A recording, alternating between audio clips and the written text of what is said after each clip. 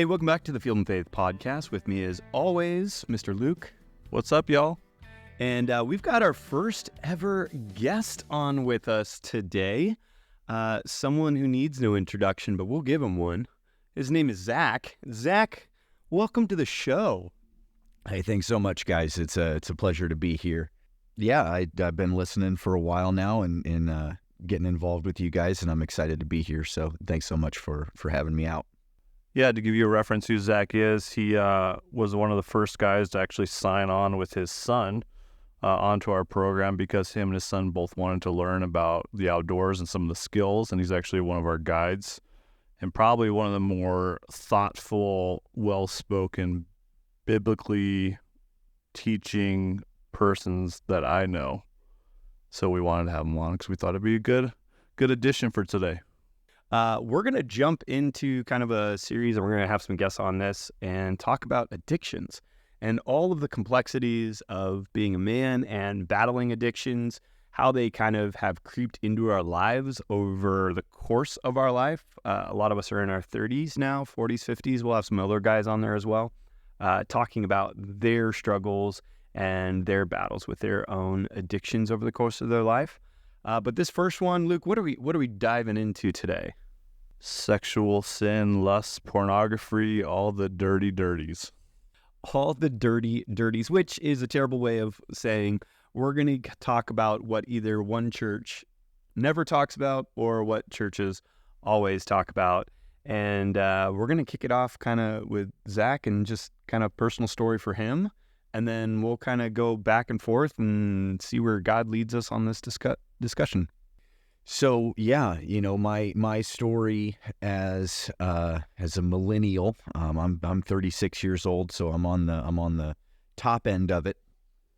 But I remember as a young boy, the introduction of a personal computer in the home, and if that wasn't enough to start to rock a young man's life, what you could access through it was something that people had been dealing with forever, but it was the beginning of my addiction. I didn't understand it at the time, but I was a kid, and at that moment, nearly anything was available at the end of your fingertips through a www. And if that didn't do enough to send me off in the wrong direction, over the next 8 to 10 years of my life, I spent not thinking that it was a problem.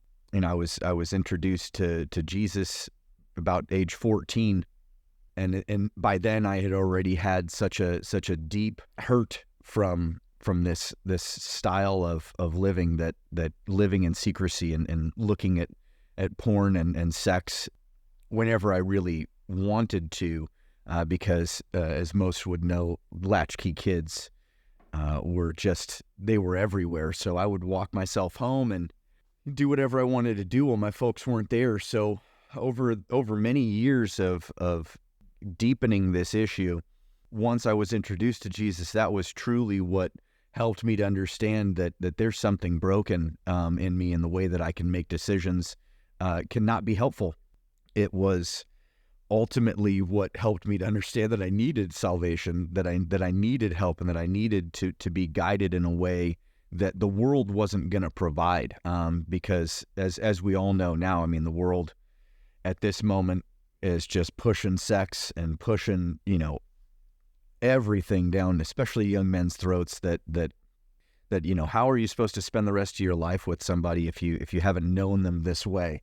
And it's just the furthest thing from the truth. there's so many other things we need to get to know about our partners before the idea of sex comes in. So it's skewing our perspective in so many different ways. But ultimately, what I've found now as a father, as a mentor to young men that even now they don't want to talk about it, and we need to open up these catacombs per se, to be able to let these young men know that it's okay to struggle with this. This is part of being a man, is balancing this natural need for reproduction and this thing that God gave us, a beautiful thing to be able to keep humanity going, and balancing that with this absolute fake nature of pornography. So these past few years have been huge for me in just learning how to hold myself accountable, how to have friends that are going to hold me accountable.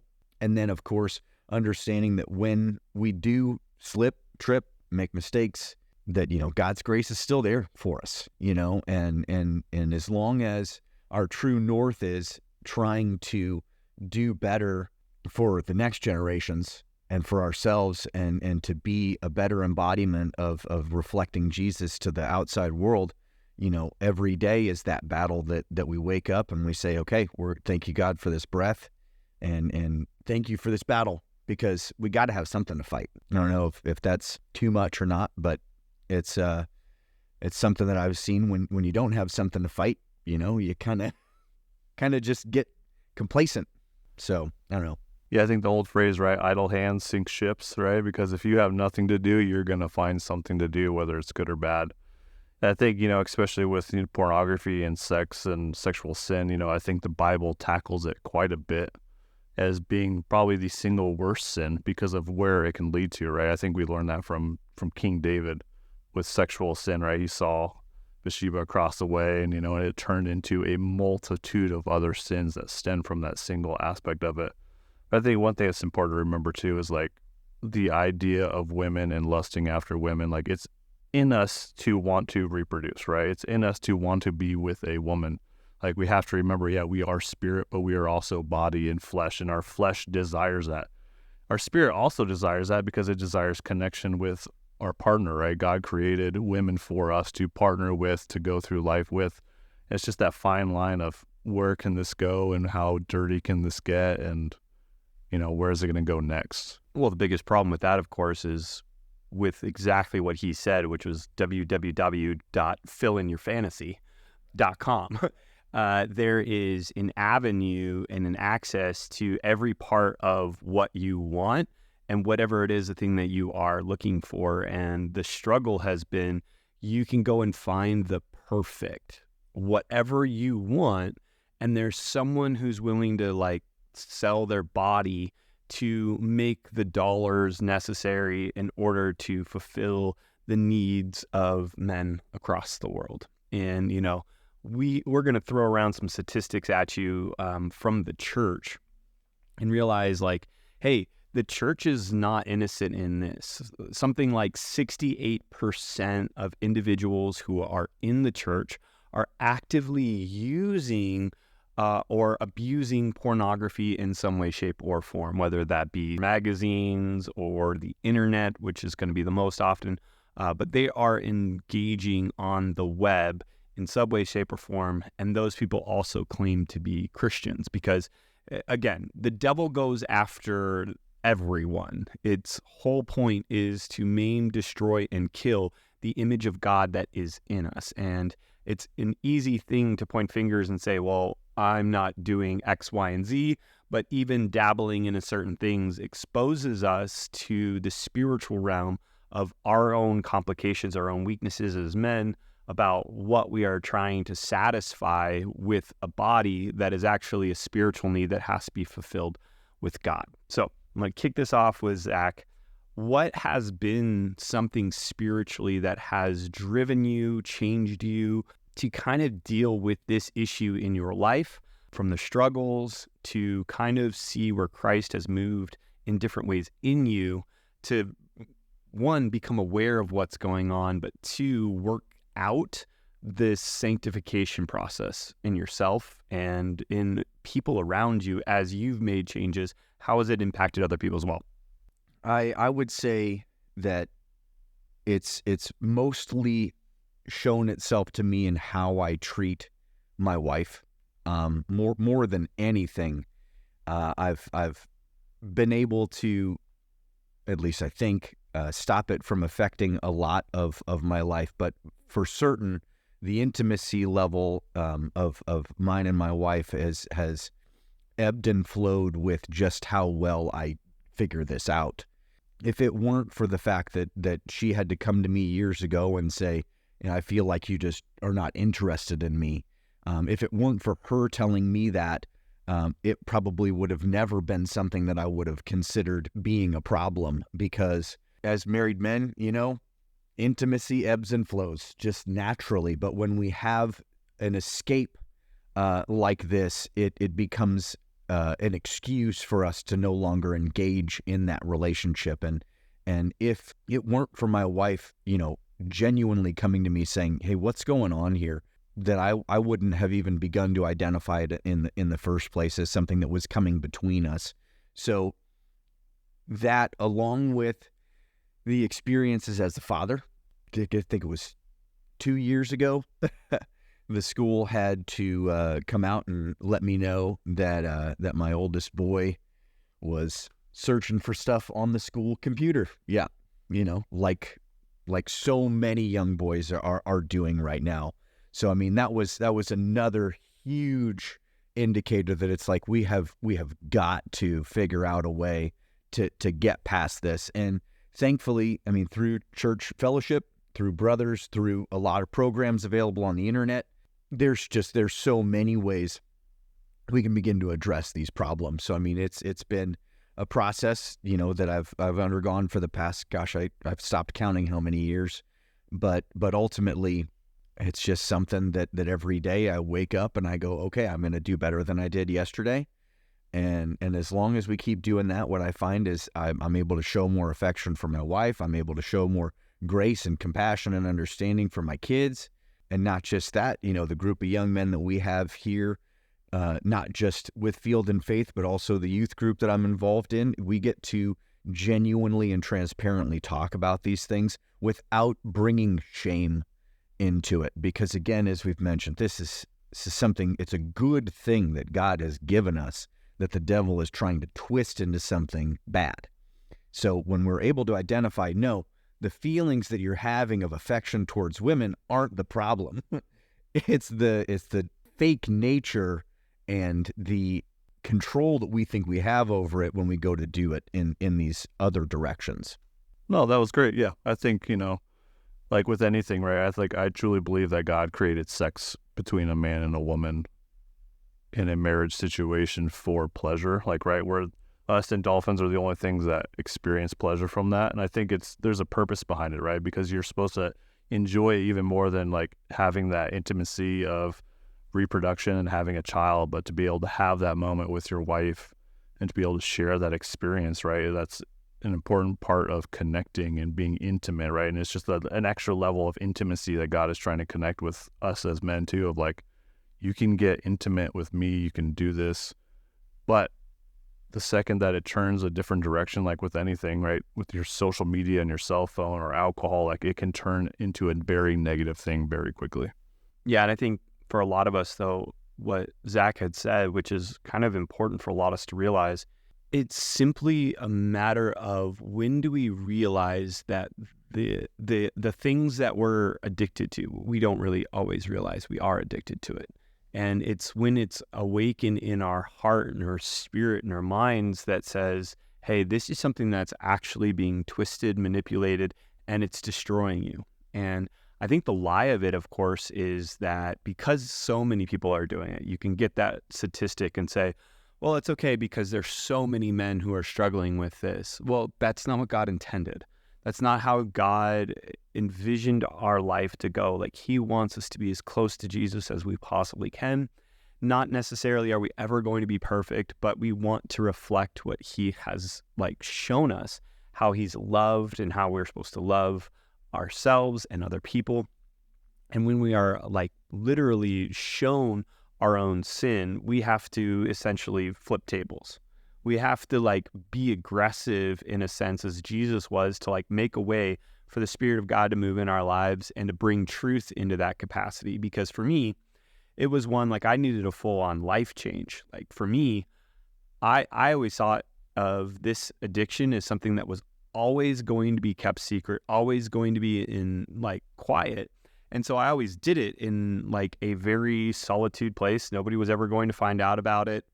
I always covered my trails on things. I never used any public computer or any other things like that. And so no one would have ever found out about it. And I was still dealing with it, But it wasn't until I started traveling and more and had to be around people where God just realized, how sick is it that you have to continually hide yourself? And you're always hiding that this is a part of you. But when you're fully exposed, and like I was traveling internationally with 7 other people in the room, there's no time ever. There was never a moment of being alone that I could do this. And then I started to realize, like, this was a part of that secret sin that was eating me. And once I started to realize it and started traveling and started doing all these other things, it started enlivening my soul to realize, man, that part of me was secretly killing other motivations, and how I was able to treat other people, how I was able to love other people, because secretly that whole point of like meeting people, sometimes even girls when I was single, was I wonder how far I can go with this in my mind, in my heart. And God was like showing me, is like, that's where sin begins. Everything begins in the thought process of things. And when you start changing that thought processes, God can actually start working in our life, because we're giving him access to the deeper parts of ourselves that God then can work through. That actually is kind of brings up this, just came to me now, that one of the main drivers of addiction for most people, I mean, you can fill in the blank, whether it be alcohol, drugs, technology, pornography. There's this lie that you have to believe that it's not affecting anybody else, right? That this is just something I'm dealing with, and it doesn't really affect anybody else. But like you just mentioned, it changes how we meet people, what we think about while we're meeting people. I mean, especially, again, even as a married man, dealing with the fact that when I meet a new person or a new woman, especially, it's like these thoughts that I have to fight against to go, you're a married man, dude. This is not healthy brain activity to begin this fantasy. And thankfully, those are things I've been able to get under control really well. I mean, I no longer, have these crazy things that pop into my heads when I meet women. But for sure, I remember, like, okay, how far can I go in my own head? Even though I was married, it was still, I got my brain. There's a lot I can fantasize about, even though I would never imagine doing such a thing in my physical life. I mean, I've been a faithful man for the extent of my marriage, and I plan to do that until the day I die, because this is who God calls us to be. But for a while, I had myself tricked that this isn't cheating, and it is. It's fantasy cheating, So if you give yourself that opportunity, that avenue to express yourself just in your head, again, you trick yourself into thinking, I'm not hurting anybody else. This isn't affecting anybody else in your life. But again, it is, especially when we're married men and we have wives, and our first priority is to be intimate with them after, of course, our intimacy with God. I mean, we're called into a bridal relationship with Jesus in a lot of ways, and it's an interesting one for sure for guys. But ultimately, we are married to Jesus, and our first intimacy is with him and sharing these things, and then it trickles down into our brotherhood and our relationships. Yeah, something I wanted to say a minute ago, but addiction thrives in isolation, right? So many of our addictions, and I've struggled with addictions my whole life, I've always tried to hide them from everybody else, because you don't understand, right? It's probably the mentality that a lot of us men deal with. Like, you don't understand what I'm going through. I don't know how to control this. This is why I'm going through it. And especially with like sexual sin, right? Jesus said, if you even think about it, you think about that woman, you've already committed adultery, right? Because you are living that lie even within your own mind. You're now putting that idea and that thought into your heart. And it's going to come out one way or another, right? It's either going to come out with a negative effect of frustration with your wife because you have all these hidden expectations, right? I think that's the other piece of this, is the hidden expectations that we have of, oh, hey, I did the dishes today and I helped the kids with lunches, getting packed for school. You should have sex with me today because I did all these things, right? And I think we have these unreal expectations of our wives that we never talk about, right? Because we stick in this isolation of, well, they should know. Yeah, we've been married for how many years? They should know better by now that this is where I want to go and this is what I want to do. And, it's not real, and we have to open up and we have to talk about it, because that is an isolation of hiding those feelings of how you're feeling and what you desire and what you want. Yeah, absolutely. Again, that was the main way that I found out that this was a problem in my life is I was starting to treat my wife like somebody that I could just punch up something on the internet and make them do what I wanted them to do. And that's just not how intimacy works. I mean, you need so many different layers of understanding and care and compassion that, just because I did some chores, which thankfully, is a good thing. I mean, our wives love it when we do chores, and it is, I don't know if you guys have ever heard of that, but chore play is a thing. It's so, I mean, it's important. But again, if we're finding time to separate and to be alone, right, instead of finding time to invest into those relationships by doing things like chores, or writing a note, or so many different things that we could think to do in the times that, instead of I'm finding time to sequester myself and be alone, instead of what can I do to deepen the relationship that's been given to me? How can I show more intimacy in the relationship that I've been given, instead of this fantasy idea of what I got? Well, and I think the ease of which the internet provides quick gratification is the crux of this whole problem. It's the idea that I don't have to work for it. I have to type on a keyboard, go to a site, pick what I want, and it's the innocence of like, oh, I'm not hurting anyone, I'm just doing this. This is what it is, and it happens fast, and you can turn around and get along with your day. It's no arguing, it's no pressuring. It's like, I don't want to be a burden on somebody else. I don't want to like go in, and that frustration of, I think for a lot of men is a part that's really not talked about, is the being rejected. And the rejection aspect is that, how many times when you were younger, or you're like, hey, I like this girl, but she didn't like you. And that rejection continually sticks with, I think, a man more than anyone else. And there is no rejection. It is impossible to be rejected, because they're saying, oh, I don't know what all the verbiage is on these videos. Oh yeah, honey, you're everything I dreamed of. I don't know why the lady just became an 80-year-old smoker. Yeah. I'm trying to make this as least sexy as possible, because truthfully, it's not. It is something that it just becomes like a convenience thing. One done, go, and then continue on. But with a wife, with a woman that you love, there is work, there is effort, there is, I do have to do the chores.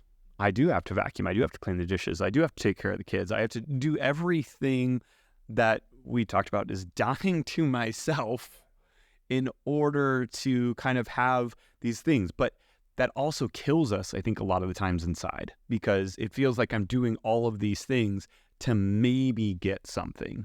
Whereas the lie is, well, maybe get something is still better than always getting something that is tearing the fabric of your inner self that God has intended for you to be sharing with somebody else in that nature. And so there's the complexity of quick and easy, or hard and difficult, with the possibility of rejection, and not to even begin to start where men are more terrified, I think, now than ever before on this idea of rejection, because there's also this avenue of social media and complexities and, dating, where people will be like, hey, I'm going to post this because he wasn't X, Y, and Z, or he didn't pay, or he didn't do this, and he didn't do that.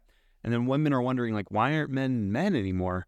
Well, there's also this other avenue of addiction and pornography that guys can easily access, and it's destroying the fabric of humanity within us, that God intended us to be one with one person. But we've also said, now you can have many. And it's all tearing the system down that God has intended.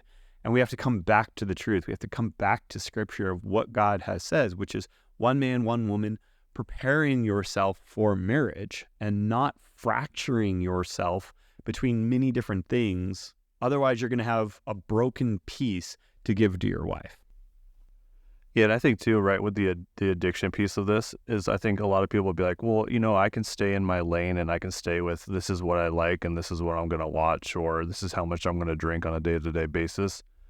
That is 100% not true. You cannot physically fight that. You're going to go deeper and you're going to go farther and it's going to get boring and it's not going to have the same feeling and you're going to go farther and farther and farther down this rabbit hole. And you wonder why your relationships aren't working out. You wonder why your expectations are so high of your wife. It's because you have pushed your brain to its physical levels of like, I need these endorphins to be able to feel these feelings that I need of this addiction, and you're not going to be able to feel it. And what's crazy, and I want to throw this kind of at you guys, is like this double standard that we have, right? We can look at porn all day long. We can sleep with as many women as we want, but the second our wife or a girlfriend or another woman has sex with more than one guy, or like, what if women are looking at porn all the time? Like, would we look at them any differently than how we expect them to look at us as like these perfect men?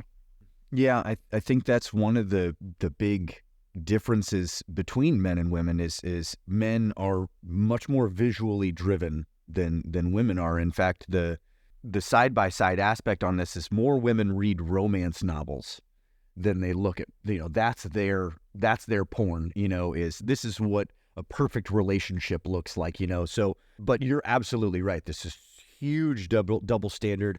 And again, there's a lot of intricacy involved in this, but ultimately men want women to be pure, and we want that, it's a desire that's been put in us by God, right? That we would save ourselves and our wife would have saved herself for, so that union could be as close to perfect as it would be. But, whether you want to call it the patriarchy or whether you want to, there's a lot of ways that's been manipulated over time where men have been given kind of carte blanche on, you're a stud if you've been with more than one woman, and you're, and it's just totally, again, probably one of the biggest lies that the devil keeps telling men is you're not a man if you haven't lost your virginity, if you haven't been with more than, XYZ women, But I just looked this up that like 63% of men under 30 right now are choosing to stay single because it's so much easier, and there's still no stigma for men jumping from relationship to relationship. It's easier that way. You don't have to put in all that effort like Chris was talking about, that I don't have to, I can take a girl on a date, we can hook up and then we can move on, So it certainly is it's a pretty crazy double standard. Yeah, the commitment factor, right, is, I can easily go on Tinder and you can swipe away and go on as many dates and sleep with as many people as you want, but commitment is tough.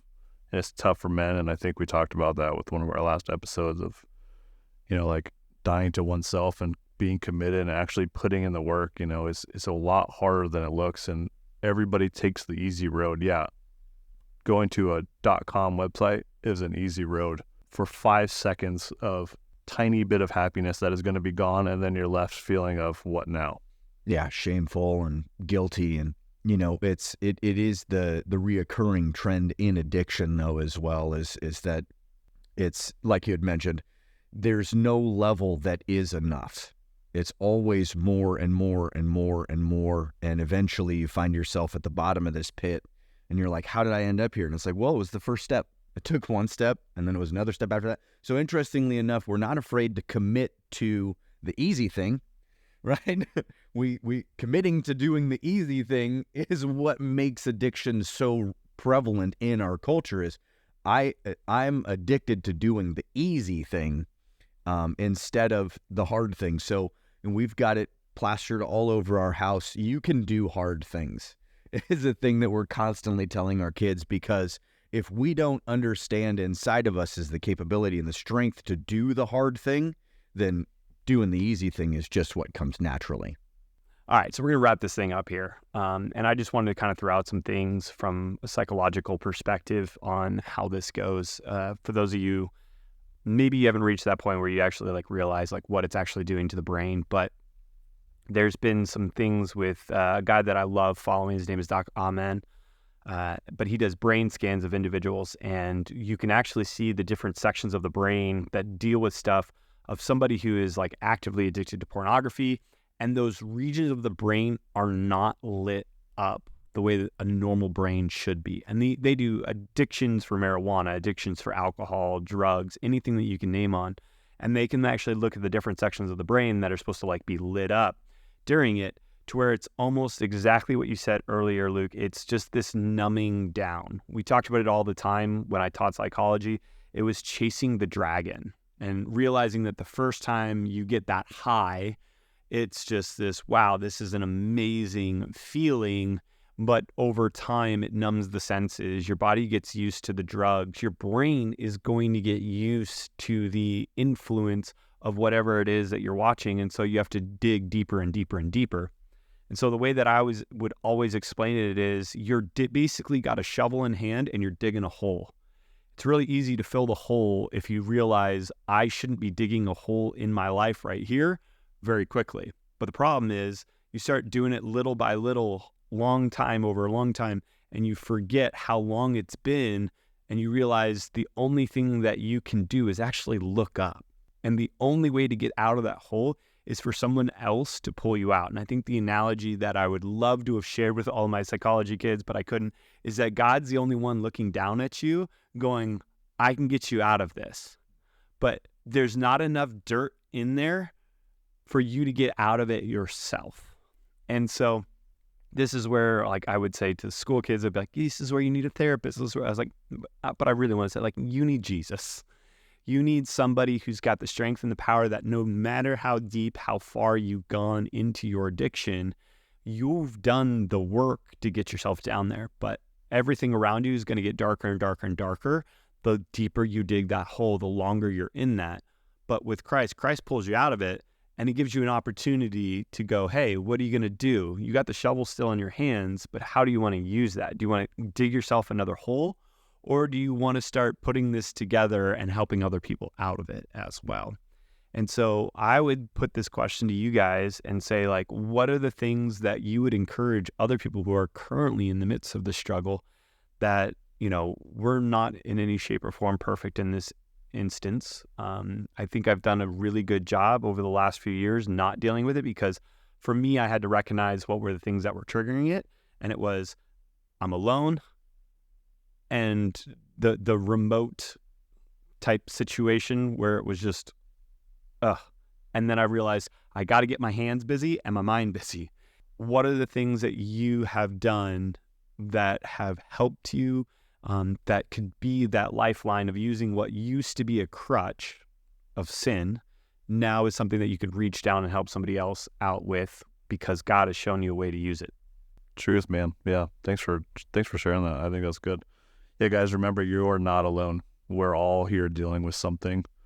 All addictions might look different, but they all have the same outcomes. They all have the same starts. There's also some hurt somewhere in your past that you're dealing with. But at the end of the day, you need a brother to come alongside you. Send us an email. Send us a message. We are happy to walk this out with you. Spend some time in prayer. We'll pray with you. We're happy to do that. But do not be alone. Do not allow that addiction to thrive in your isolation. So I think we're going to kick it over to Zach to share a little hunting, fishing, outdoor story if you would like to today, since you are the guest. So we actually, my son and I just shared our first hunting experience just this last weekend. We went to go get some quail, and it's not the funniest of stories. I guess it's a little funny, but it kind of just goes back to showing, you don't give up, you don't stop, you keep moving forward. And, we were walking around in the low brush out here in Arizona, and my son, unfortunately, I wasn't able to prepare him as well as I wanted to. He had a pair of socks that were poking out of his pants, out of his ankles, and he was catching every single piece of sharp brush that he could, including a few even pieces of cactus that ultimately ended up being a place where him and I had to sit for, almost a solid 30 minutes cleaning stuff out of his shoes but it was actually, now that I'm thinking of it, it was a great example of kind of what you were talking about. God is the one who's there to stop with us, right? So me being the one to sit and say, okay, sit on my boot, let's take a shoe off, let's get it cleaned out, and let's get it moved along. And for just a moment there, we looked up and we couldn't see you guys. and for a moment he started freaking out. I said, it's all right, man, we're okay. They're right here, everybody's close. We started walking, and sure enough, we saw you guys, and we spotted, and thankfully, I mean, it was a successful trip. You know, we got to enjoy the fruits of our labor that morning, which is something that neither my son or myself had ever done, from start to finish, you know, processing a piece of game and appreciating the sacrifice of its life for sustenance in our morning. So it was a fantastic experience. Yeah, it's funny, you know, I've actually never done that on a quail hunt where you come back and actually eat the quail right there on the spot. Usually I save them for the entire season and do a big meal. But we always do it on elk hunts, right? You take the tenderloin from the inside of the animal and you take that home or wherever your campsite is, and that's the first thing you eat for dinner is that beautiful fresh tenderloin. So it was really cool getting to do that with quail because I've never actually done that before. I shot more than Luke. First time ever. It's fine. But anyways, we just want to say thank you guys for listening today. If you like what we're doing, share it with your friends, leave us a comment, rate us with 28 stars because that's what we like. If you want to donate to Field and Faith, we are a nonprofit 501c3 organization working with fatherless young men and teens in foster care. Go to fieldfaith.org/donate. There's different options. You can sponsor a young man. You can support our monthly giving. But yeah, thanks for joining us today. Thanks for Zach coming on today as our first ever guest. We appreciate it. Absolutely. And we hope you have a fantastic rest of the week. Get after it. Go shoot some birds. It's quail season.